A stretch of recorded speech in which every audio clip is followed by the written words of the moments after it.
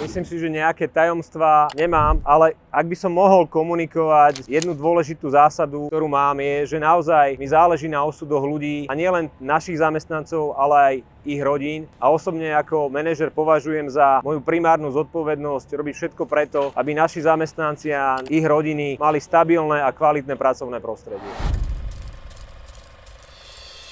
Mám. Skúsim vybrať možno také najzákladnejšie. V prvom rade môj starý otec ma učil, nezabudni, že vôľ raz telaťom si bol. Výklad nechám samozrejme na každého. Zároveň ďalší axióm, pri ktorom sa riadím, a to dennodenne je, že snažím sa správať k ľuďom tak, ako by som chcel, aby sa ľudia správali ku mne. Za ďalšie, že nie úspechy nás posúvajú dopredu, ale tie prehry, a je dôležité aj v prípade ťažkých situácií sa pozbierať a ísť dopredu a ponaučiť sa z tých ťažkých chvíľ.